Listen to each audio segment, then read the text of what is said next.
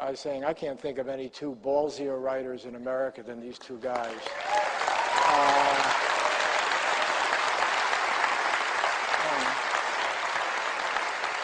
And you know, Suede mentioned that we got nominated. We got nominated in these different categories, and we won in for political blog.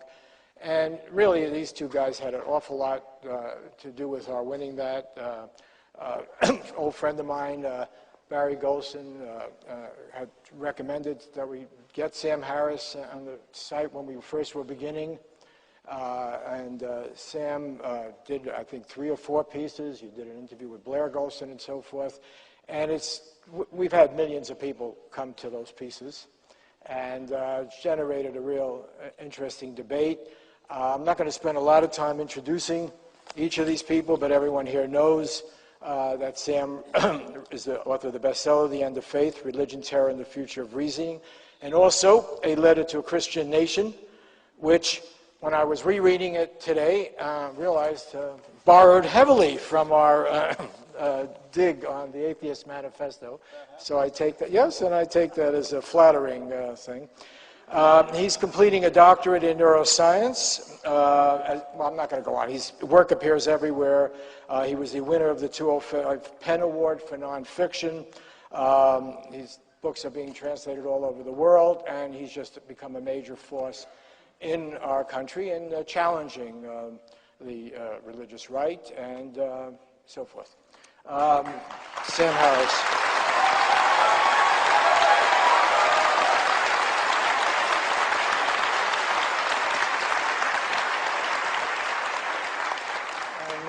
Chris Hedges is probably the leading American war correspondent of the last, I don't know, 100 years or something.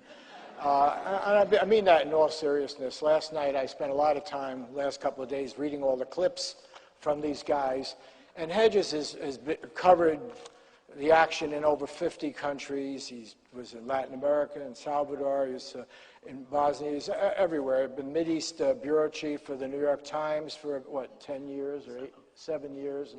And if there's a person who's really gone out there, risked his life, been shot at, seen more combat than any of the generals on the Joint Chiefs anywhere else, it's Chris Hedges.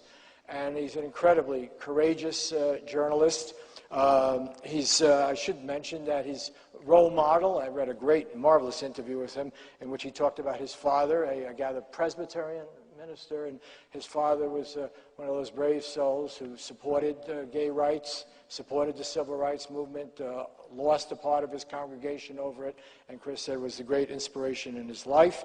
He studied at the Harvard Divinity School. He's written a number of very important books. He was a finalist. His book you probably know best, War is a Force That Gives Us Meaning, was a finalist for the National Book Critics Circle Award for nonfiction. He was part of the 202 team at the New York Times that won a Pulitzer Prize for covering terrorism, and he received the 202 Amnesty International Global Award for Human Rights Journalism. And his most recent book is American Fascist, the Christian Right, and the War on America, which we've kind of been cannibalizing on Truthdig. But tonight you should go buy their books outside and help them out. So we're going to begin with you, Sam Harris. And I'm not going to ring a bell or anything. Just do your spiel, and then he'll do his, and we'll mix it up, take a few questions, and... Great. Well, thank you, Robert. I think I'm bound to offend somebody in this room because we're living in a country where 90% of people claim to believe in a biblical God. I just want to assure you up front that I'm not being deliberately provocative. The point is not to offend you, and it's certainly not the point of my books. I'm just extremely worried about the role that religion is playing in our world. I happen to think faith-based religion is the most divisive and dangerous ideology we have ever concocted. It keeps me awake at night. Now, as someone who has been doing this for a while, ever since September 11th, ever since those 19 guys showed our pious nation just how socially beneficial religious certainty can be, I have argued against the role that religion is playing in our societies. And I've come to see that really there are only three ways of rising to the defense of God. There are not 100 ways of doing this. Either a person argues that a specific religion is true, or he argues that religion in general is useful, and so useful that it may be necessary. Or he attacks atheism essentially as another religion, as being dogmatic, intolerant, irrational, or otherwise worthy of contempt. And so I want to separate these three modes of defending religion, because any conversation between a believer and a non-believer tends to find one of these ruts. First, let's start with this claim that any one of our religions is true. There are at least two problems with taking this path. The first is they can't all be true. I mean, this is something that Bertrand Russell pointed out 100 years ago. Even if we knew that one of our religions was perfectly true, I mean, even if we knew this was God's multiple choice exam, is it A, Judaism, B, Christianity, C, Islam? Even if we knew one was perfect, given the bewildering profusion of doctrines on offer, and given their mutual incompatibility, every believer should expect damnation purely as a matter of probability. Now it seems to me this should give religious people pause when they espouse their certainties. It never does, but it should. But the deeper problem with arguing for the truth of any religion is that the evidence for our religions is either non-existent or terrible. And this subsumes all claims about the existence of a personal God, the divine origin of certain books, the virgin birth of certain people,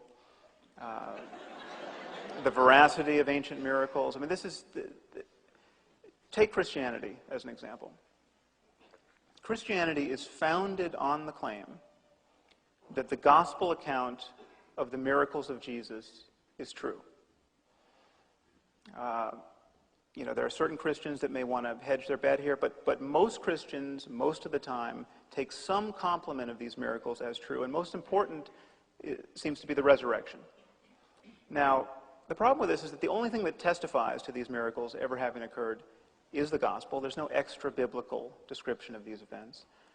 Everyone agrees that the Gospels were written decades after the events they report, the earliest Gospels.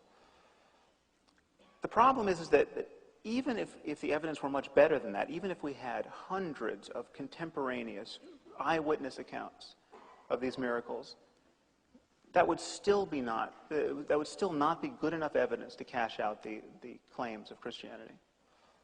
Why not?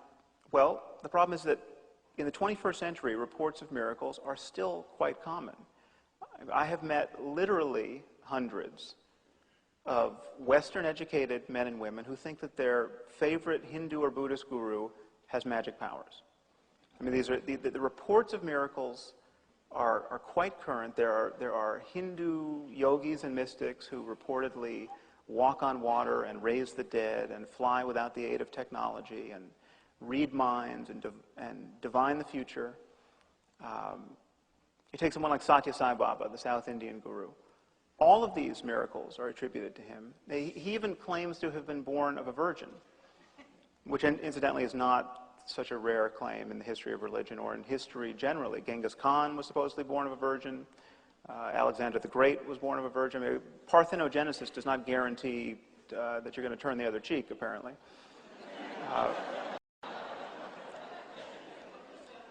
So consider this. Satya Sai Baba has these miracles attributed to him by literally thousands upon thousands of living eyewitnesses. He is not the David Koresh of Hinduism. His devotees threw a birthday party for him a few years ago, and 1 million people showed up.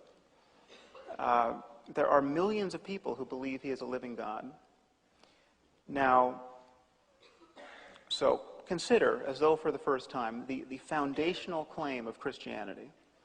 The claim is that miracle stories of a sort that surround a person like Satya Sai Baba today, and which are compelling to no one apart from his devotees, suddenly become especially credible if you place them in the pre-scientific, religious context of the first century Roman Empire, decades after their supposed occurrence. So Satya Sai Baba's miracles don't even merit an hour on the Discovery Channel, and yet place these miracles in an ancient text, and half the people on this earth think it a legitimate project to organize their lives around them. Does anyone else see a problem with that? All right, so let's leave aside questions of religion's truth. The second way of arguing in defense of God is to say that religion is useful, and so useful that it may be necessary. And the most common way of arguing for its usefulness is to say that it makes people moral, it consoles them, it gives their lives meaning. There are several problems with this line of argument. The first is, as a defense of God's existence, it is a total non sequitur. I mean, the usefulness of religion does not give you the slightest reason to believe that God actually exists. Every religion could function like a placebo. It could be totally barren of real content and yet extremely useful in certain circumstances. Let's say that the cosmologists and the physicists came forward and said, sorry for the misunderstanding. It turns out there is a God, and he does have a plan for you. Let's say that happened. The fact that this idea would be consoling wouldn't provide an additional reason to believe it. I mean, if we have conquered any ground at all in the career of our rationality, it's on this distinction that there is a world of difference between wanting to believe something and having good reasons for believing it. And this is why we have phrases like wishful thinking and experimenter bias. This is why scientists do double-blind controlled studies whenever they can and submit their data for peer review. So that's the crucial piece. When you hear someone arguing for the link between morality and religion, or the fact that it gives people meaning in their lives, this is an argument about the usefulness, and this is not an argument for the plausibility of any specific religious doctrine. The other problem with arguing for the usefulness of religion is that the dangers of religion are testified to now on a daily basis by bomb blasts. I mean, how useful is it that millions of Muslims in this world believe in the metaphysics of martyrdom? How useful is it that the Shia and the Sunni in Iraq have such heartfelt religious differences? How useful is it that so many Jewish settlers think that the creator of the universe promised them a patch of desert on the Mediterranean? How useful has Christianity's anxiety about sex been these last 70 generations? Jews, Christians, and Muslims claim that their holy books are so profound, so prescient of humanity's needs, that they could only have been written under the direction of an omniscient deity. An atheist is simply someone who has considered this claim, read the books, and found the claim to be ridiculous. There is nothing that needs to be presupposed on insufficient evidence in order to reject the biblical God. I mean, what dogma have we all embraced to not take Zeus and Poseidon and Apollo into account on a daily basis? What dogma have we used to reject all of the thousands of dead gods who now lie buried in that mass grave we call mythology? Would it be dogmatic to doubt that the Iliad or the Odyssey was written by the creator of the universe? This is not dogmatism. As Carl Sagan said, extraordinary claims require extraordinary evidence. That is all you need for atheism. I mean, if ever there were an antidote to dogmatism, that's it. There's a related claim, the idea that atheism is arrogant, and science generally is arrogant in its dismissal of religion. This is really ironic. It's this claim reverberates ceaselessly in the echo chamber of American religious discourse.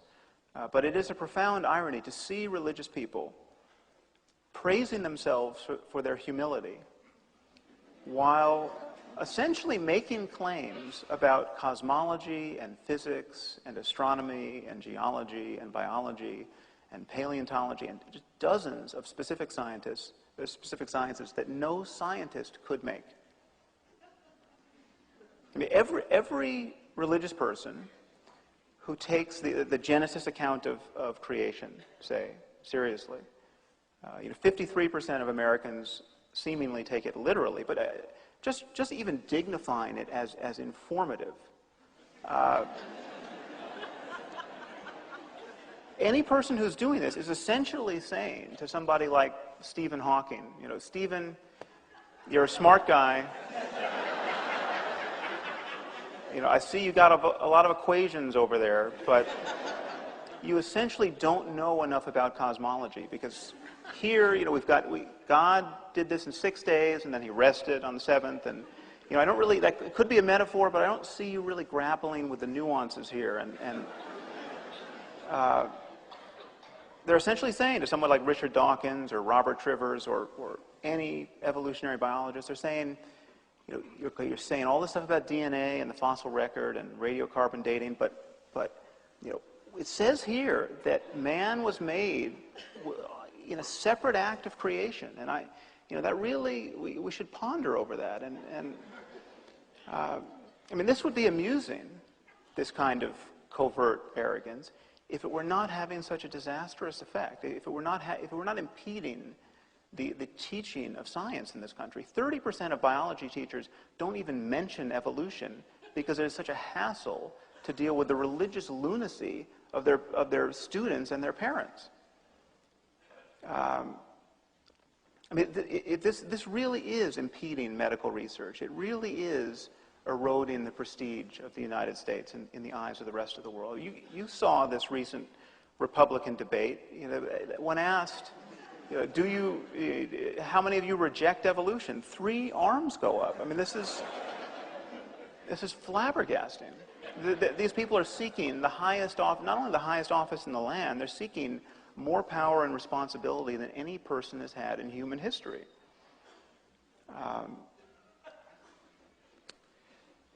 So to wrap up, let me just say that none of what I've just said should be construed as a denial of the importance of ethics in our lives, or even the importance of spiritual experience. You can be someone who's deeply committed to transforming your moment-to-moment perception of the world and use techniques like meditation and fasting, and you can go into a cave for a year and be a mystic if you want to. None of that requires presupposing anything on insufficient evidence, and none of that requires that we lie to ourselves or to our children about our state of knowledge about the world. And the problem I have with religion, both at every point on the spectrum, from moderate to extreme, is that it stands as a permanent denial of the possibility of developing a truly rational, modern, open-ended discussion about the nature of our subjectivity, about the possibility of ethics and spirituality truly in conformity with our rationality as it exists now. Every religious person, every person who's committed to still being a Christian or a Jew or a Buddhist is essentially giving tacit endorsement to the religious divisions in our world, and essentially saying that we need some measure of mythology, we need some measure of fairy tale, we need to pretend on some occasions that we know things we do not know. And it's simply untrue. So I think that's probably enough to get us started. Thank you. I'm going to go up there with the podium. Can you do that?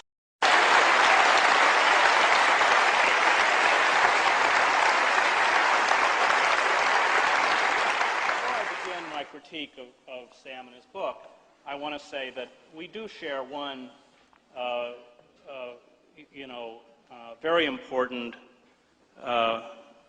belief, and that is that both of us feel that it's time to stop tolerating the intolerant, and that societies that tolerate the intolerant, that eventually both the tolerant disappear and tolerance along with them. And so I do laud Sam for his courage. And as you heard that Bob said, I just wrote a book on the Christian right called American Fascists, the Christian Right and the War in America. So on that, I laud Sam for standing up. But I come from a religious background. I guess in some vague way I still consider myself religious. And I think Sam, in my mind, has conflated faith, which I hold of some importance, with tribalism. I think his book is an attack not so much on faith, but on a system of being and believing that is dangerous and is compatible with the open society. But what he attacks is superstition, a belief in magic, the childish notion of an anthropomorphic God that is characteristic of the tribe, of the closed society. And he calls this religion, and I do not. I think what Sam, in my mind, fails to grasp is not simply the meaning of faith, something that I'll address a little later on, but the supreme importance of the monotheistic traditions in creating the concept of the individual.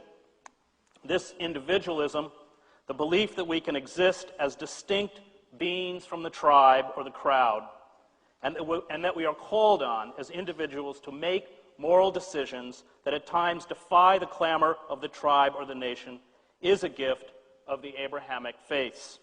This sense of individual responsibility is coupled with the constant injunctions in Islam, Judaism, and Christianity for a deep altruism, and this laid the foundations for the open society. This individualism is the central doctrine and most important contribution of monotheism. We are enjoined, after all, to love our neighbor, not our tribe. This empowerment of individual conscience is the starting point of the great ethical systems of our civilization. The prophets, and here I would include Jesus, helped institutionalize dissent and criticism.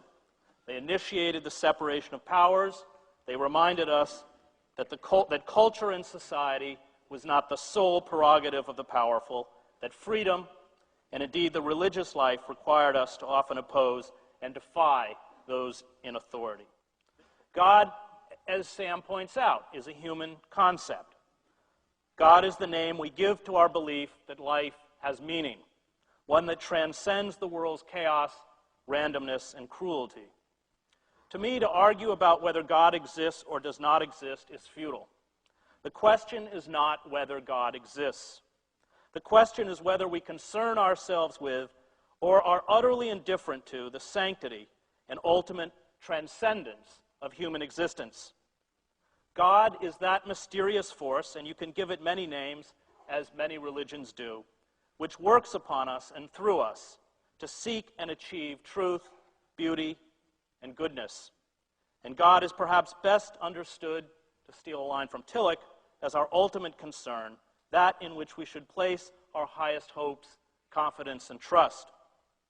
In Exodus, God says by way of identification, I am that I am.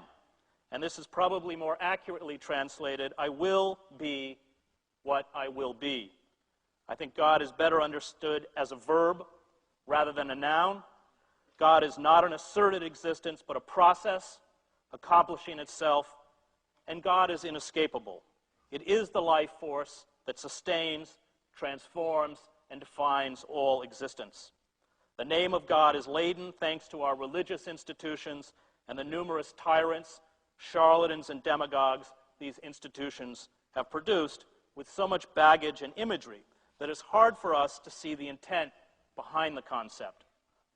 The problem is not religion, but religious orthodoxy.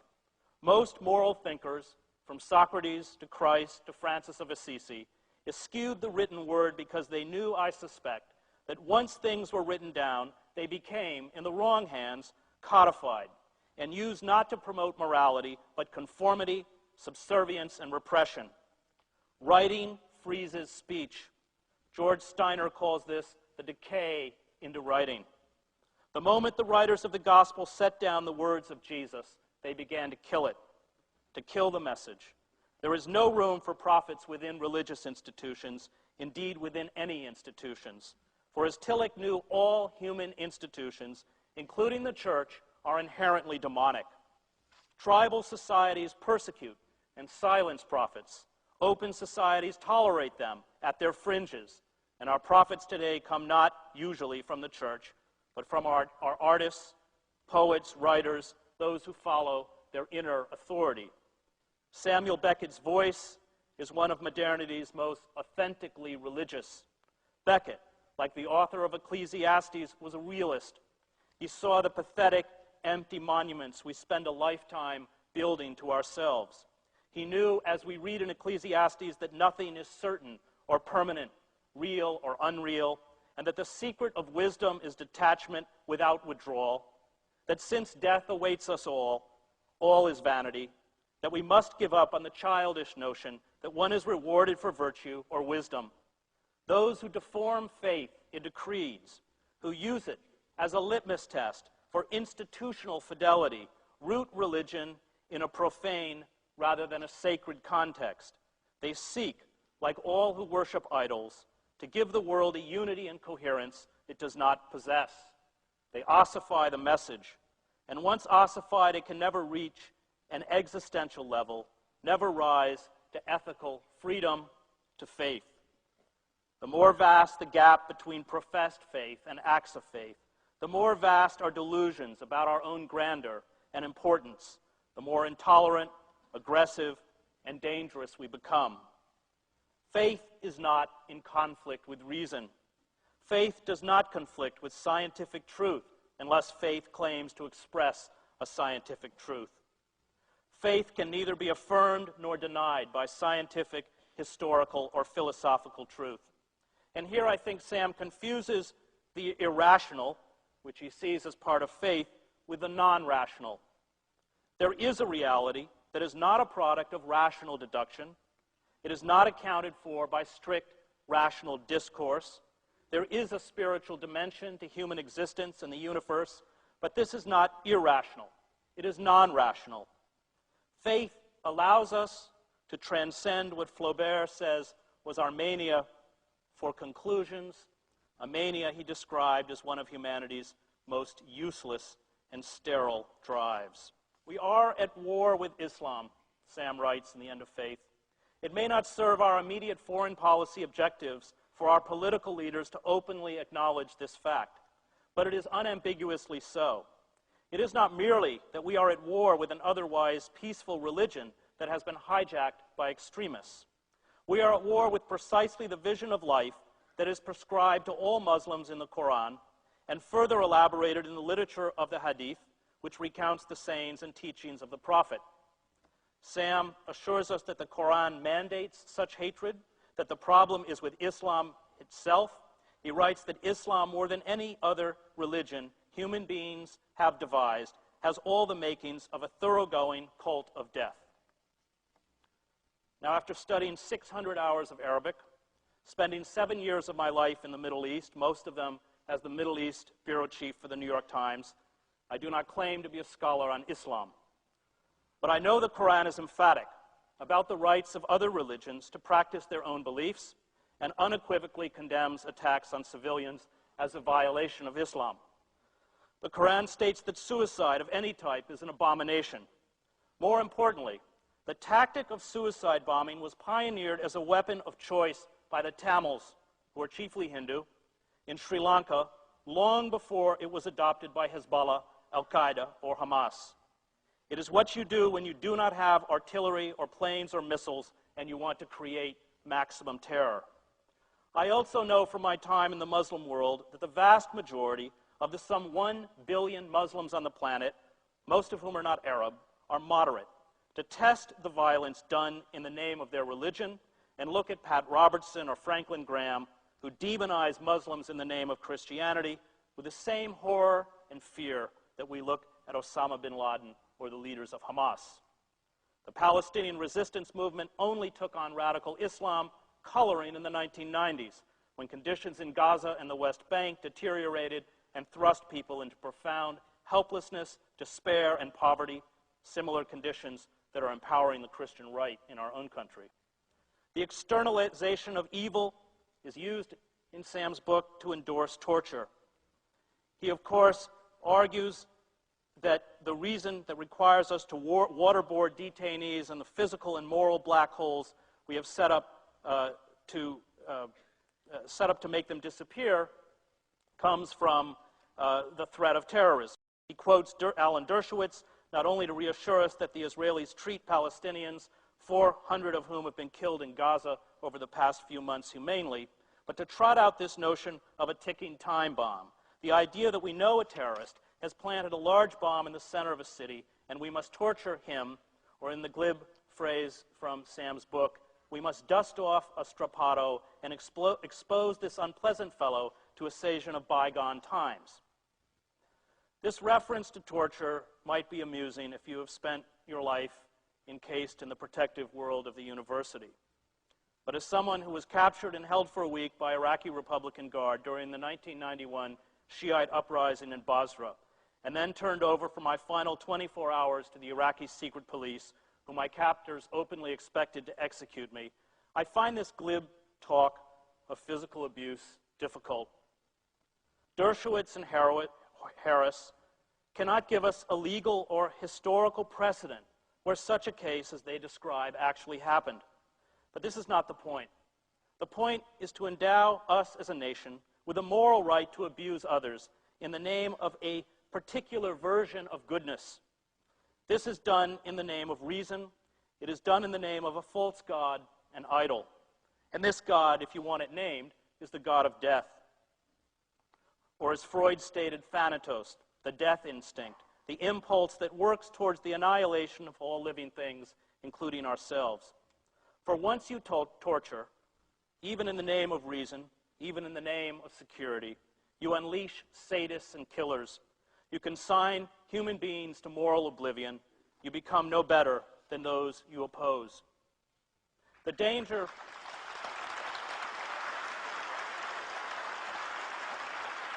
The point of religion, authentic religion, is not that in the end it is about us. It is about the other, about the stranger lying beaten and robbed on the side of the road, about the poor, the outcasts, the marginalized, the sick, the destitute, about those who are being abused and beaten in cells in Guantanamo and a host of other secret locations, about what we as a society do to gays and lesbians, what we do to the 47 million Americans without health insurance, the illegal immigrants who live among us without rights or protection. Their suffering is as invisible as the suffering of the mentally ill we have relegated to heating grates or prison cells. It is about them. We have forgotten who we were meant to be, who we were created to be, because we have forgotten that we find God not in ourselves, finally, but in our care for our neighbor, in the stranger, including those outside the nation and the faith. The religious life is not designed to make you happy or safe or content. It is not designed to make you whole or complete, to free you from anxieties and fear. It is designed to save you from yourself, to make possible human community, to understand that the greatest force in life is not power or reason, but love. As Niebuhr wrote, nothing worth doing is completed in our lifetime, therefore we are saved by hope. Nothing true or beautiful or good makes complete sense in any immediate context of history, therefore we are saved by faith. Nothing we do, however virtuous, can be accomplished alone, therefore we are saved by love. No virtuous act is quite as virtuous from the standpoint of our friend or foe as from our own. Therefore, we are saved by the final form of love, which is forgiveness. Thank you. I think you guys stated it. I just want to ask a couple of questions, and because we're going to run out of time. But on the second half of your remarks, I think we could have a discussion about, and we should, how do we perceive the Muslim religion and so forth. So sure, leave that. On the first part, though, I think you avoided the argument of his work because he makes the point that this fundamentalist religion, which you attack, the Christian right and so forth, actually is a more honest position than what you call the liberal theology. At least they believe in revealed truth. They make a claim that there is a God that they invoke, that there are documents that you can refer to. And the religion that you refer to here is one that an atheist can accept quite readily. It's a God of great mystery, interest. I'm not putting it down, but I was probably the only one in this room who actually met and interviewed Bertrand Russell. I know some of you regard. You would consider him, in that respect, a highly religious person, a man who cared a great deal about preventing nuclear war, about freedom in the world, and so forth. So he would be your ideal religious person. But the reason I say it begs the argument is that Sam, in his writing, says that we live in a different world where religion, in fact, is believed in a literal sense, that this is supposed to be revealed truth, and that he has these statistics. I forget the statistics, but 80% believe the earth is only 6,000 years old. And they believe that homosexuals are criminals or should be stoned because it is written somewhere, along with you shouldn't eat shellfish, although that part is forgotten. And it seems to me, and I'm not going for laughs here, it seems to me what Sam has pinpointed is what is actually the religious experience of most Americans. And as he points out in his book, it's not the religious experience of most Europeans, and in fact many different peoples in the world, but in this country, and that's why we call this religion, politics, and the end of the world, the people who actually are president, right? We're talking about some marginal fringe movements. Our politics are controlled by people who believe what those three Republican candidates believe. And they believe, and then you invoke Jesus. Let me put it this question point is. Yet you told me, and I don't mean to put you on the spot, but I asked you, do we really know whether Jesus even existed? Do we know whether any of the thoughts attributed to Jesus have any basis? And you were quite clear that we don't. We don't. So what is the value of invoking Jesus when we have no idea if he ever existed or if any of the ideas attributed to him were ever connected with this person who might not have existed? Well, why is it relevant? First of all, I think that what Sam attacks is tribalism. It is that reveals spiritual truth, which is part of tribal society, which can't be deviated. Religion often lends itself to tribal society, but anything within a closed society or a tribal society is colored by that belief, whether it's the system of government, the patriarchal nature of the family. I mean, and when we look at the radical Christian right in this movement, I, in fact, think it has no religious legitimacy at all. I look at it as a mass movement, and probably the most dangerous mass movement in American history. It is fused. What it has done is fused Christian language and Christian iconography with the language and iconography of American nationalism. I saw the same thing in the Balkans, and that's a toxic and powerful mix. But really, in biblical terms, it is a form of idolatry.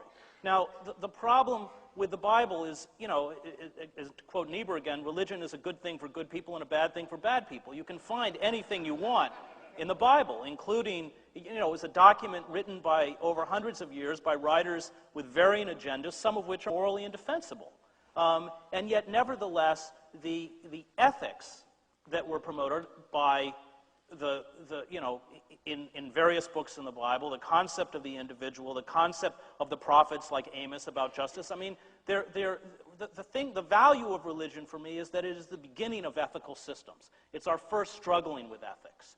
And the notion that somehow religion itself is defined to those narrow, tribalistic, chauvinistic elements, not that they don't wrap themselves in the name of it, I just think is unfair. I mean, you can read the book of Ecclesiastes, and it could have been written by Beckett. I mean, and that's also in the Bible.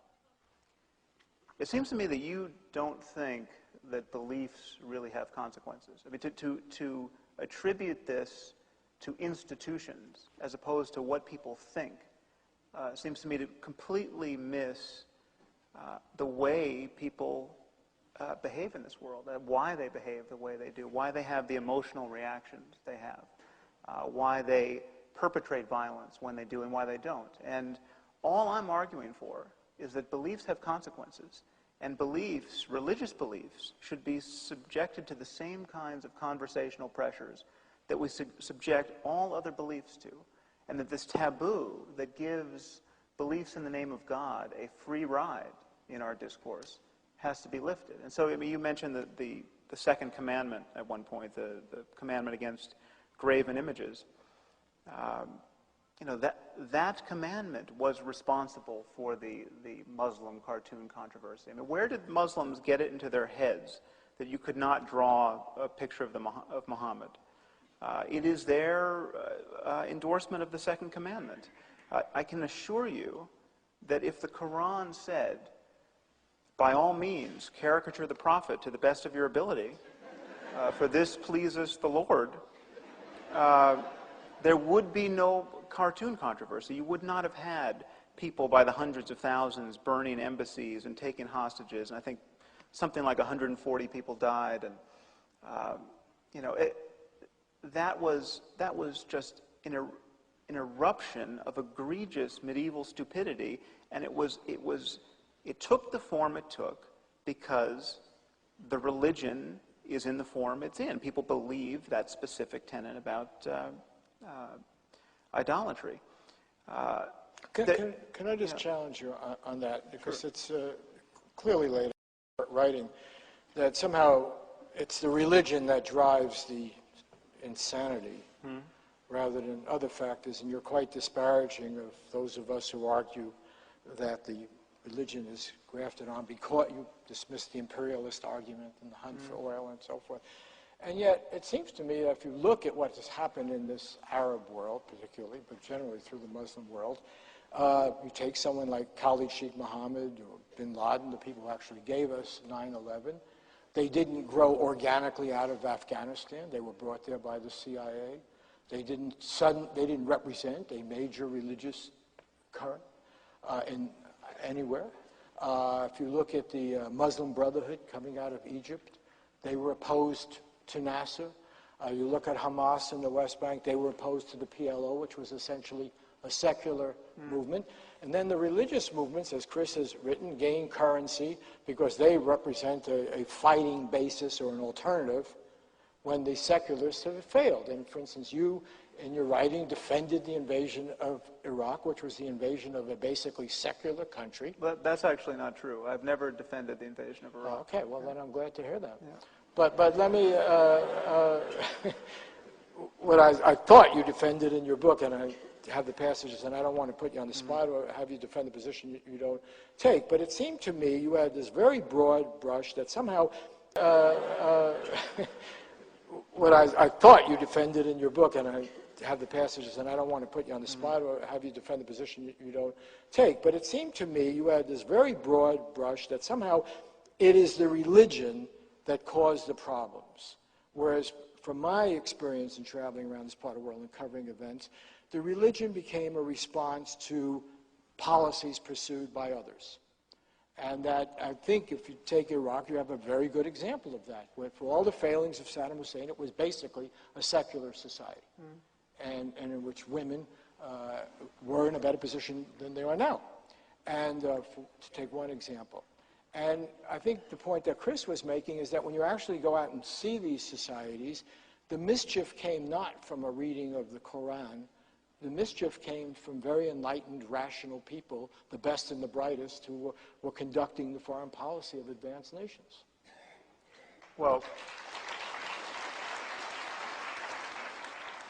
I'm certainly not going to deny that we have caused ourselves problems. And one of the reasons why we have been so inept in our foreign policy, I think, has a lot to do with our own faith-based thinking. The fact that we promote people to positions of power who, in the president's case thinks God put him in the White House, and I've argued that belief logically entails that God did not put him in the White House to make a catastrophic mistake.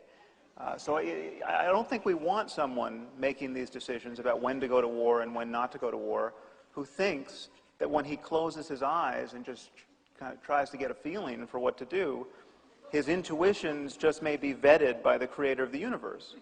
And I take these people at their word. I mean, people believe this stuff.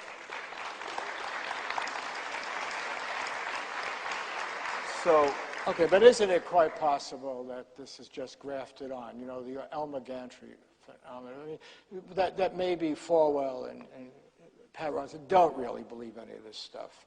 That they use it to hype their own cause. It is true that it's possible. Okay, first of all, I think there's a few variables we have to get on the table here. It is certainly possible, and I think this is true, that there is a distance between what people profess they believe and what they actually believe, and what they will say on a questionnaire, and then what is really operative at the level of their behavior. Now, what this distance is, that's something that's difficult to determine in any case. So when you have something like 38% of British Muslims now claim to believe that anyone who leaves the faith, anyone who commits the crime of apostasy, should be put to death. This is 38% of British Muslims. We're not talking about Pakistan or Afghanistan. That's quite an alarming finding. Now, what percentage of them would actually be willing to kill someone who leaves the faith? I don't know. I mean, there's a distance between what you think and what you're actually going to do. But the idea that somehow it is a tiny minority of people who profess these things, who actually believe them, there's no evidence for that. I mean, there is apparently an inexhaustible supply of suicide bombers. People like Chris seem to imagine that the cause of this is not their belief in martyrdom. It's not the idea that you're going to get everything you want after you die, and there's nothing better than death in defense of Islam, which is what I argue. They seem to believe that it is poverty and economic desperation and lack of education. The reason why we know that can't be true is everything we find out about the kinds of people who hijack planes and fly them into buildings or blow themselves up on the tubes in the UK, they are disproportionately well off, and they are disproportionately educated. This goes from the top, from people like Osama bin Laden and Khalid Sheikh Mohammed, who don't blow themselves up and maybe cynically manipulating people who really believe these things. But it goes all the way down through the 19 hijackers, all of whom were college educated. Many of them had PhDs. It goes to the leaders of Hamas and Hezbollah, and it goes down to the foot soldiers who blow themselves up. Your likelihood of dying if you were affiliated with Hezbollah, dying through suicide bombing, goes up if you're better educated. I mean, and support for suicide bombing goes up in conjunction with literacy. This is not a movement of the poorest of the poor and the least educated. And the idea that it would be nice if it were. I mean, then the remedy is just spread the money around and teach people about all we've come to know in the last 2,000 years. But our situation is quite a bit more sinister than that. It is possible to be someone with the technical expertise, someone who can build a nuclear bomb, and to still think you're going to get 72 virgins in paradise.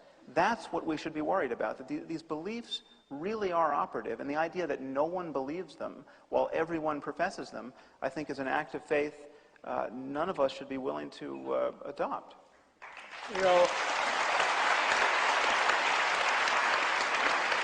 I'll let Chris respond, but for the people applauding, I just want you to consider one thing. No Muslim has ever used a nuclear weapon, and our own people did. Out of the most advanced, reasonable society, we dropped those bombs in Hiroshima and Nagasaki. So it really raises a very interesting question, but go ahead. Well, Sam opens his book with this image of a suicide bomber, and then writes that everybody rejoices and the parents are proud, and it has this cut line at the bottom, the young parents learn his faith, and these are facts. I spent months and months in the Gaza Strip. I went to many of these funerals. In fact, the reality is, the first thing that happens is Hamas not only takes over the house of the bereaved before the body appears, but the entire street. They put plastic chairs out on the dirt street, they run white canopies over the top, and they trot the family out for the Western press. And if the family doesn't say the approved jargon and cant that Hamas wants them to, at the very least they're beaten up, if not worse. Hamas is a totalitarian organization. It shares many characteristics with the radical Christian right of this country, And to defy it is to court violence and death. And I think that this kind of assumption, first of all, that Palestinian mothers don't grieve for their children is really borders on racism. They grieve like any mother.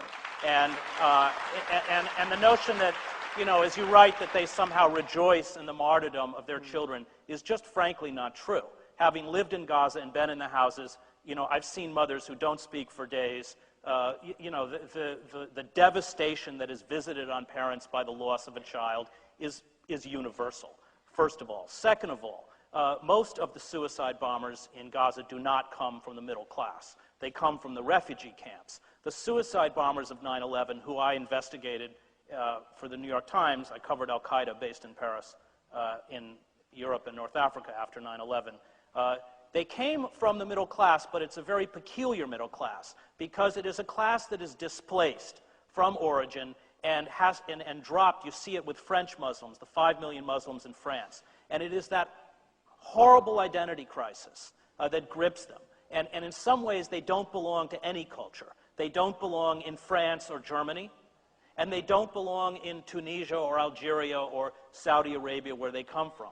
And it is that identity crisis that propels them into the arms of radical preachers who promote this utopian vision. It is that search for identity. Finally, in the notion that somehow people in a place like Gaza are propelled to carry out suicide attacks because of religion, I think just, you wouldn't have to spend more than a few days in Gaza to see that Gaza is now virtually one, it's a prison. It's a walled-in prison. People can't travel out. There's severe malnutrition. I think the last figure is over 30%. People are living there on less than $1 a day. There isn't running water. People are sleeping 10 to a room. There's no employment, no educational system that functions. Of course, now we have a war between Fatah and Hamas on the streets of Gaza City. And these kids have no future. They have no prospects. And the only way they can affirm themselves in this society is through death. They at least know that if they're a Shaheed, posters will be put up at their face on the wall. There'll be a huge funeral with several hundred people who fire guns behind them. And what has happened, and that's the tragedy of Oslo. The architects of Oslo, the peace agreement, understood that the engine to build a lasting peace between Israelis and Palestinians is economic. It is about giving Palestinians a stake in Israeli economy. It's about that possibility of Achmed being able to buy a refrigerator and send his child to school. It's what broke the conflict in Northern Ireland. And the Israeli policies, both in the West Bank and Gaza, are becoming more draconian by the day. And of course, they're fueling the very kind of radicalism they're trying to break. Okay. I need to address this issue of... Yeah, I'll let you address it as lengthy way, but I just want to add a little bit to this. I happened to go to Gaza and the West Bank at the time of the Six-Day War, and I had been in Egypt at the tail end. And I think the consensus was, and I'm not an expert on the area, but the consensus was that the Palestinian population was the least religious of the Arab world. And that the feeling of the people there in Gaza and the West Bank was not driven in any stronger way by religion. And the PLO, as I said before, was basically a secular movement.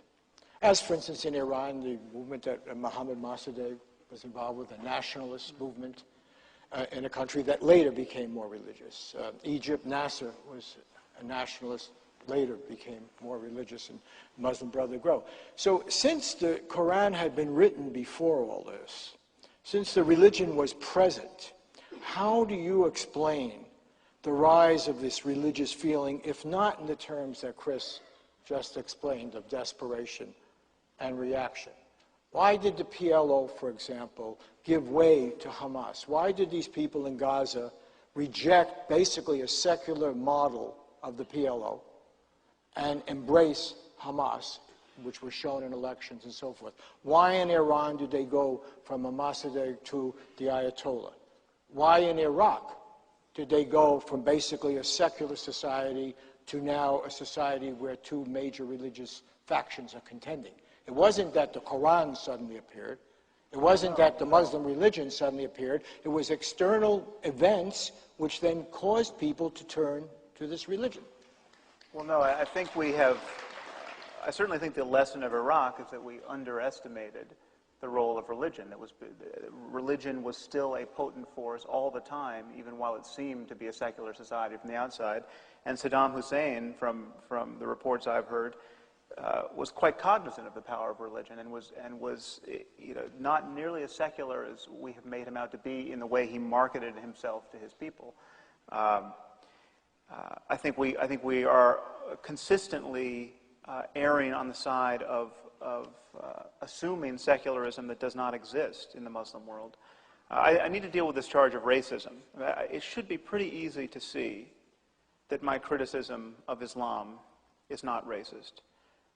First of all, it applies with equal felicity to white Muslims as to any other ethnicity.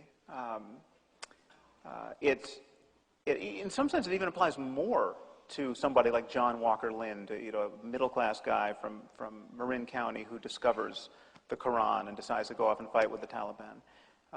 It applies more, perhaps, to somebody like Adam Gadahn, who comes from Orange County and goes off to be the PR guy for Al-Qaeda, because these guys don't have the alibi of having been brainwashed since infancy by their indigenous Muslim parents.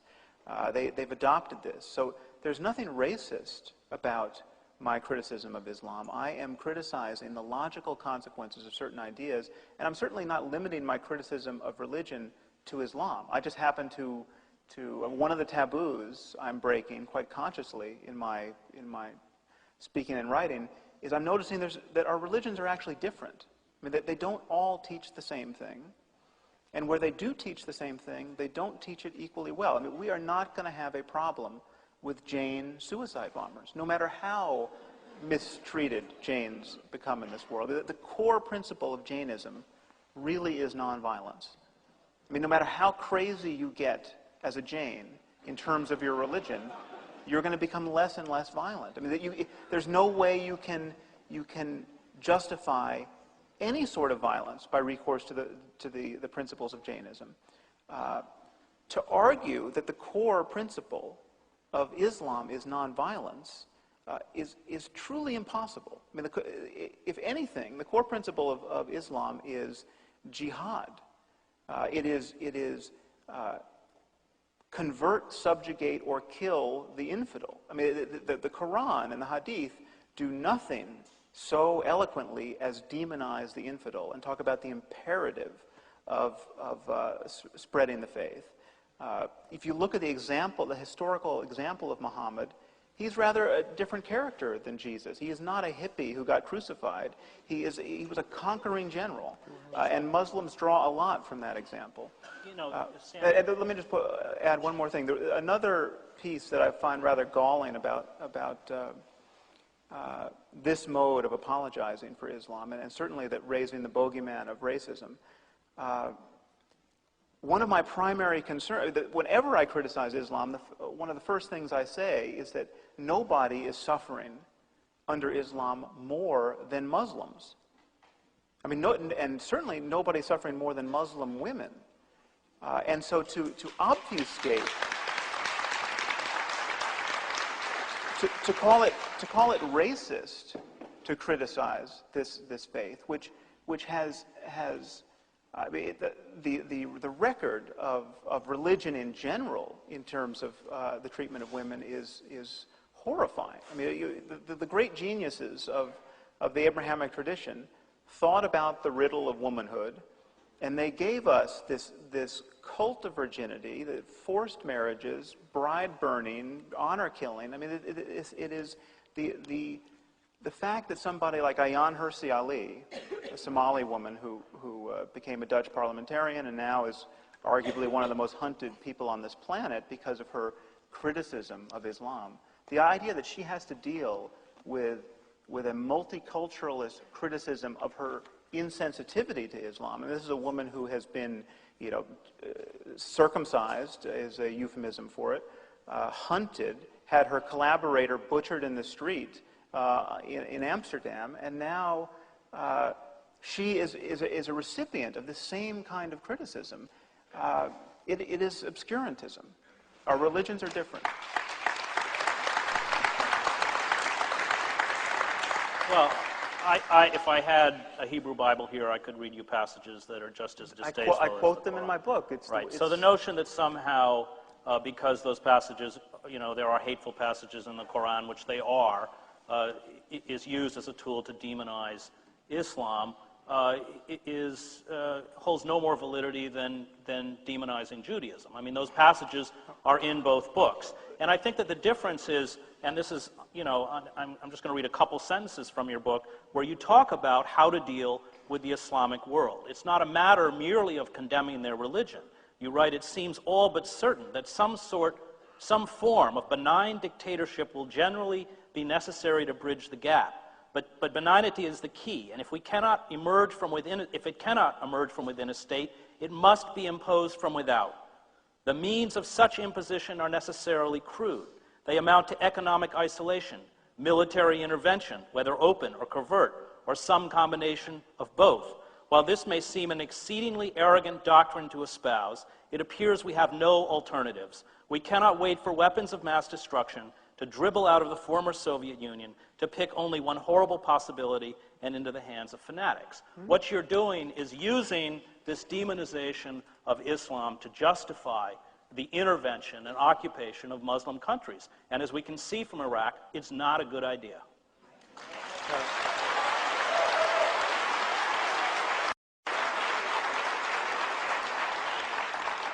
Well, first of all, your point about the Hebrew Bible, I think, speaks to my side of the argument. First of all, I don't shy away from quoting the Hebrew Bible to the exasperation of Christians and Jews when I criticize faith.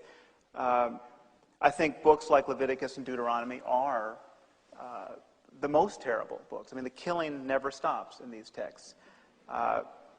The difference is... But you don't think that Jewish mothers are educating their children in that they are tradition? Not. They are, and you have, if I dare say,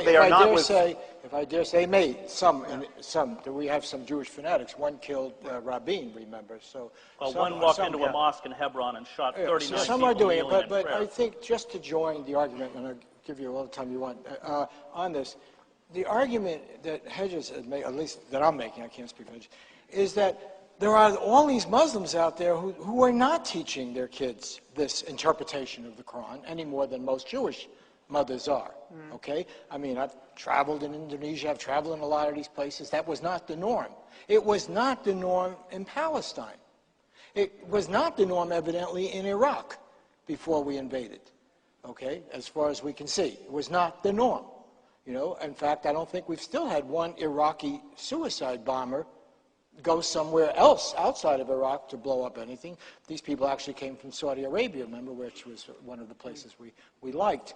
So it seems to, I think that, no, I don't want to beg the question here, which is the Quran has existed, okay? And this primitive interpretation, as there is obviously Christianity, as there is obviously in Judaism.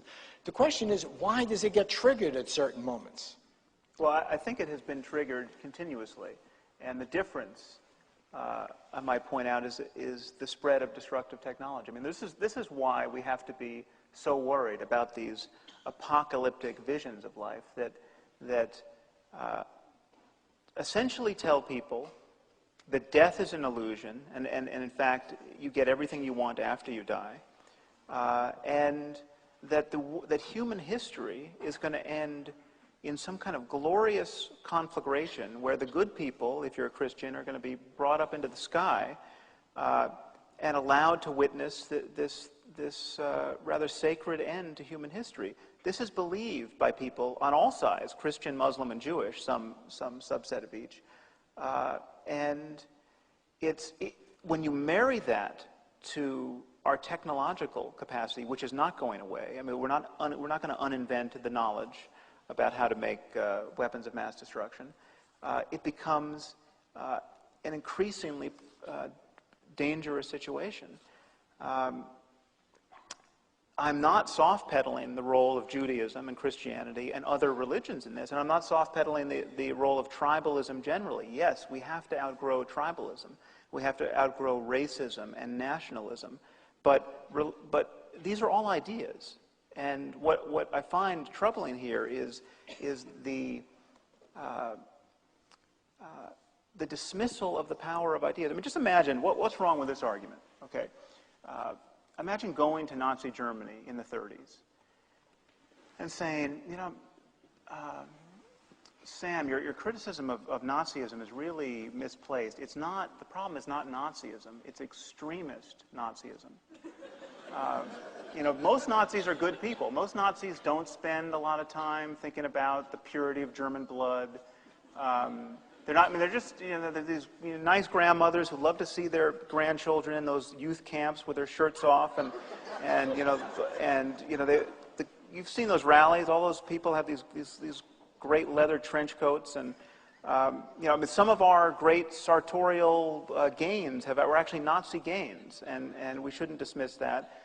There's a lot of exuberance and joy in Nazism, and you have used extremism. You've used extremists like Hitler and Goebbels and Himmler to represent the whole, and that. Okay, well, it's not. Nazism is a political ideology. Okay, but we can talk about the principles around which people have rallied, and what they say to one another about how they define themselves as different from other human beings. And religion gives immense motivation to this, and it is the only kind of tribalism in which people posit a transcendental difference between themselves and other people, where in-group and out-group becomes of consequence not only for this life, but for eternity. And to minimize the role that's playing. I mean, I am not imagining the link between Islam and violence, to take Islam as one example, because the people who are perpetrating this violence are telling us ad nauseum why they are doing this. I mean, this kind of analysis is like going into a church on Sundays and seeing people lined up to receive the Eucharist and asking them why they're doing this, and they tell you about the transubstantiation and their love for Jesus. And to discount all of that, we can't trust what they're saying. Actually, this is just cracker-eating behavior, and it as witnessed by the fact that it happens in other contexts. I mean, people eat crackers in other contexts, and there's a general love of crackers. And so you can't say that Sam, people are being motivated by their religion. Sam, well, this may be good fun. You have to explain why this religion takes hold at certain moments and does not at others. The fact is, if the power... I reject that analysis. No, but if the power is in the religion, and you say it's there in the Hebraic religion, only it's not operating now because Jewish mothers are not doing that. And we know in large parts of the Muslim world it's not operating. They don't read the Quran that way. They don't follow the religion that way, including large parts of the Arab world through much of the history. And then you have the example of Ireland, which was mentioned before, where you have Protestants and Catholics reading what should be the same text and killing each other for well over a century. It seems to me you're begging the question of why does it occur at certain moments and not at others? And you're saying it's in the text. If it's in the text, then it should occur all the time. Well, the Quran was there in Egypt when it was secular, and it's there when the religious movements come along. I think it has occurred all the time. To answer your question in two parts, why is it not happening to the same degree among Jews and Christians at this moment? When you look at the history of Christianity and Judaism, and I'm not minimizing the role they're playing now, most of my writing is about not Islam, but about Christianity at this point. Christianity and Judaism have suffered a harrowing collision with modernity over the last 200 years. I mean, they have just had their religions mastered by science and secular politics and common sense to a degree that has not occurred in the Muslim world. The Muslim world has not had a reformation, and it has not had a renaissance.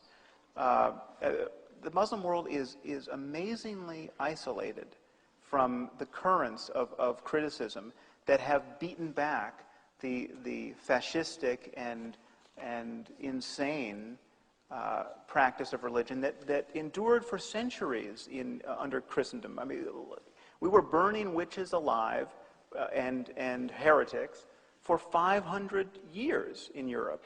We're not doing that anymore, courtesy of scientific understanding of medicine, for one thing. I mean, we don't believe now that people are dying because their neighbor cast a spell on them.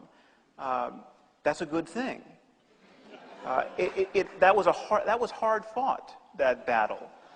You're talking about practices in a pre-modern society, and you know, when people don't understand the cosmos and they don't understand human bodies, irregardless of religion, and you can read, you know, what anthropologists write from New Guinea or anywhere else when they deal with a pre-modern society, that's how they react. But to somehow blanket, you know, 1 billion people as pre-modern. I lived in Cairo. It's one of the most artistically and intellectually vibrant cities I've ever been in. Let me just make it very clear. I'm not doing that. I'm not saying that all 1.4 billion Muslims are Al-Qaeda.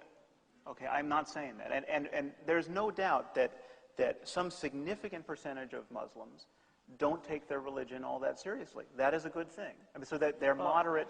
They're moderate because they're not forcing their kids into madrasas and seeing everything through the prism of theology. Sam, but the point is, so are we just disagreeing about sheer numbers, or are you denying that any subset of the Muslim world really believes what they say? I'm saying that what you describe is how a pre-modern group or society exists anywhere on the planet, not just Muslims. That's how pre-modern societies work. That's how tribal societies work. They're superstitious.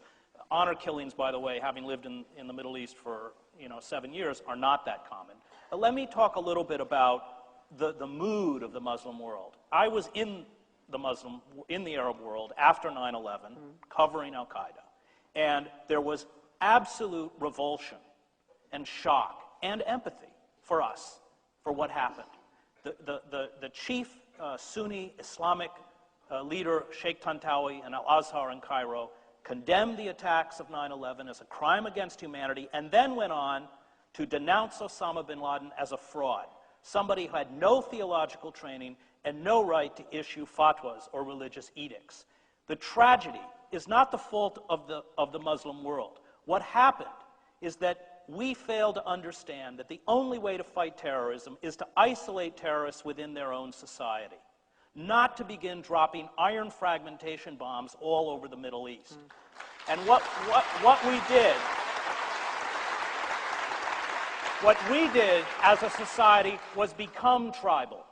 We drank that dark elixir of American nationalism, which is not only a form of self-exaltation, but a form of racism. And anybody who didn't support us, including the French, including people who share our values and are our allies. Remember all the jokes about French culture and French identity? Let's remember the French were right. There were no weapons of mass destruction. He wasn't tied to Al-Qaeda. And let me finish. Okay, Sam. But you're arguing against positions I don't necessarily hold. I'm talking about the characteristic of the Muslim in the Arab world, which does not fit with the picture you're painting. And if we had had the courage to be vulnerable, if we had realized that this was a war of shadows, an intelligence war, we would have a huge percentage of the Muslim world on our side. And I can tell you that because I was on the streets of Tunisia, Cairo, Beirut. I was there. Right. Well, let me just finish. I'll give you a chance. Okay. You talk about, you dismiss this notion that somehow despair is unimportant, that these people react like barbarians because of the Quran. If you go back and read the great philosophers on totalitarianism, on Nazi Germany, Hannah Arendt, Karl Popper, Fritz Stern, The Politics of Cultural Despair, they all write that what propelled the fascists forward, that what propels all totalitarian movements, and I include fundamentalists, Jewish fundamentalists, Christian fundamentalists, Islamic fundamentalists, Hindu fundamentalists. Karen Armstrong has done great work on this. What propels them forward is despair, personal and economic despair. And you see it within the United States, with the Weimarization of the American working class, the rise of an American oligarchy, the huge disparities that are creating. You can't maintain a democracy in an oligarchic state. And what's at fault in the Arab world is not Islam, but scummy little dictatorships like the one run in Saudi Arabia or Hosni Mubarak's in Egypt. It's the political system that keeps most people crushed under their heel. Egypt is a deeply repressive state, which we give $3 billion a year to.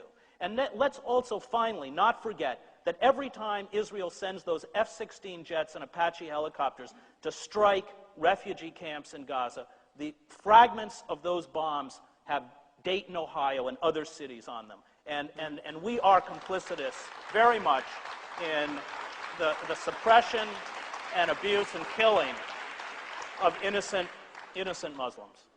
Okay, well, let me deal with your taking the measure of the Muslim world. Happily, we do not assess public opinion by having New York Times journalists go out and live in the Muslim world and make friends and get a vibe. I mean, this is not a single well-run opinion poll would be worth 1,000 years of you wandering around the Middle East. Well, I mean, come on. No. Okay, how many? That's not Wrong, meant to be hyperbolic. Wrong. Well, let me tell you. How many? You can't possibly believe that about polls, Mike. Well, all we've got are conversations. All we've got are conversations. Man's lived there for 15 years, okay, for God's well, sake. how many people did you ask? How many people did you ask? I've done it for 2 hours. How long, Go on. How many people did you ask whether they supported suicide bombing?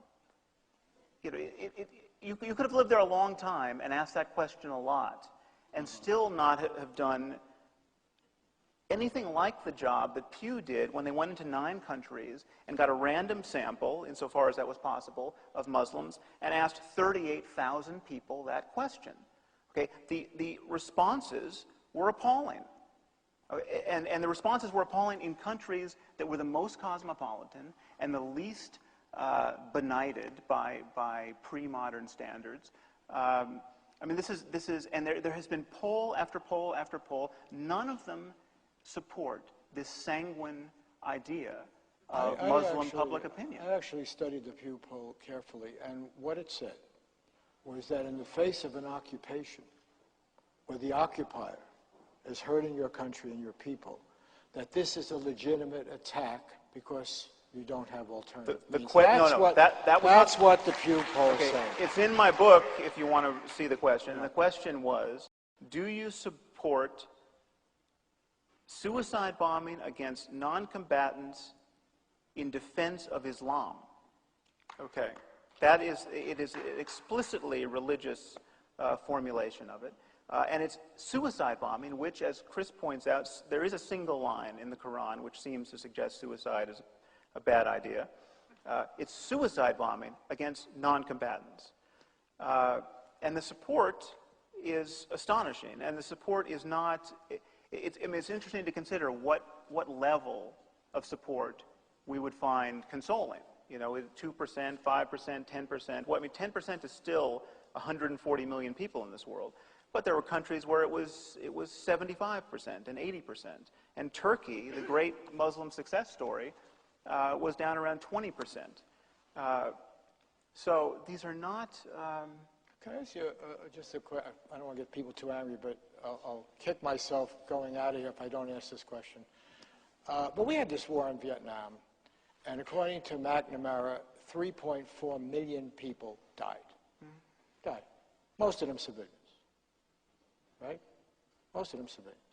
Is there a fundamental difference between killing 3.4 million people with this carpet bombing and Agent Orange or fragmentation bombs and suicide bombing? Is there a fundamental difference between suicide bombing and destroying Hiroshima, Nagasaki, and all of the wood-based cities of Japan in World War II?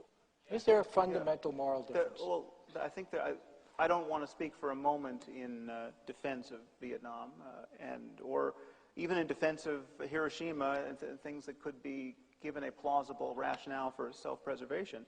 I think we could not fight war the way we fought war in World War II. We could not firebomb Dresden because we have too much information, because this information plays upon our nascent feelings of compassion, and that's a good thing. I think we should have all the information we can get about the horrors of war so as to inoculate us against going casually onto the battlefield.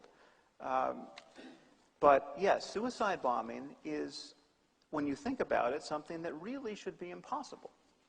And it is the least rational thing, even worse than suicide bombing, celebrating these suicidal atrocities of your children, which, Chris, I understand the mothers you have met didn't appear to be doing that, but there's no question that some mothers do that, and this has been widely reported. If you really believe, it's a perfectly rational thing to feel. If you really believe that martyrdom is true, if you really believe that your dead child, who was there a moment ago, is now in paradise waiting for you and you will really be reunited, death is an illusion. And there are people who believe this, and there are people who express this belief violently in conflicts that have nothing to do with us. I mean, the war between Iran and Iraq was characterized on the Iranian side by this massive campaign of suicide bombing, where teenagers were just goaded out to clear minefields by their parents. We weren't involved. This is not, the problem is not urban sprawl and NAFTA and the other degradations that Chris suggests lead people to despair. There's no doubt that despair is a variable, but it matters what you believe in your despair. And again, I would take you back to despairing Janes. They're not going to practice suicide bombing because they believe something different. Okay, we have to wind this up because otherwise the overtime costs will bankrupt Truthdig and we won't be able to have another event. But I do want to, I know you guys, you'll be going in the car and you'll think, that thing got all screwed up, Cher was a lousy moderator, et cetera, et cetera. So why don't you go first and then you go second and just tell us what we didn't get to that we should have, and put the cap on it. I think that what Sam is fundamentally talking about is fundamentalism, especially this radical fundamentalism that we see within the Muslim world, that we see it within Jewish groups, certainly within the settler movement in Israel. We see it with Hindu nationalists. Fundamentalism, for me, is born out of desperation and despair. That's why it's growing as a movement. I think at its core, it's primarily secular because its objective is the assumption of power at the expense of others. And I think that finally the only way to fight these movements, both abroad and within our own country, is essentially to re-enfranchise these people within our societies. And if we don't re-enfranchise these people, if we allow our country to become a corporate or oligarchic state, the despotism that we watch deforming lives abroad will deform lives at home.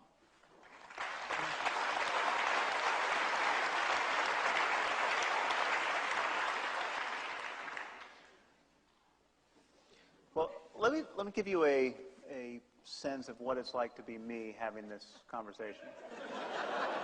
I mean, it seems to me we could have been having this conversation 500 years ago.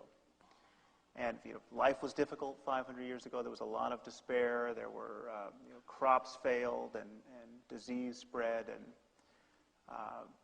people suffered just instantaneous and catastrophic changes in their fortune. And it was the cause of all of this actually was well understood 500 years ago. It was witchcraft. And happily, the church had produced some very energetic men who had the gumption to deal with this problem. And so every year, some hundreds and sometimes thousands of women were burned alive for casting spells on their neighbors.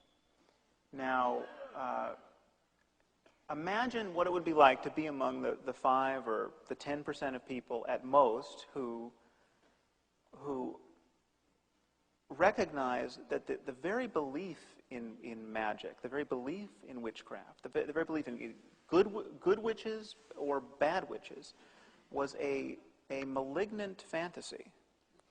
that the white witches who were helping people with medicinal herbs and practicing midwifery,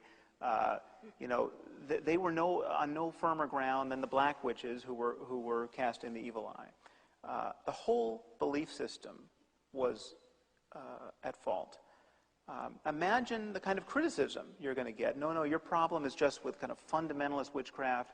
The reality is that witchcraft is far more nuanced than that, and there's no conflict between science and witchcraft. I mean, science deals with physical law and physical causality, but witchcraft deals with potent spells and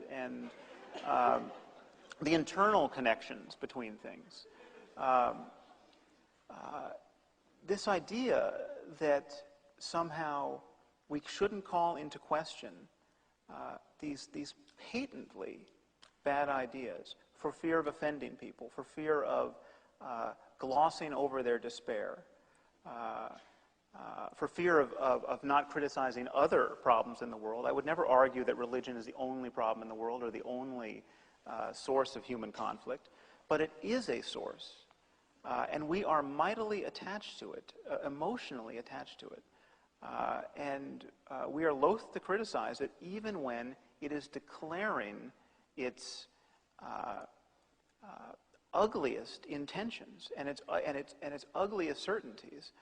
The problem with the Bible is however you pick and choose, whether you're a literalist or a selective literalist, the problem is there's just a mountain of divisive nonsense in there, and that's where people get ideas about homosexuality being an abomination, and why our country in the 21st century debates gay marriage as though it were the great moral issue of our time. This is coming from religion, and it seems to me that it's time we had an honest conversation about that. Let me,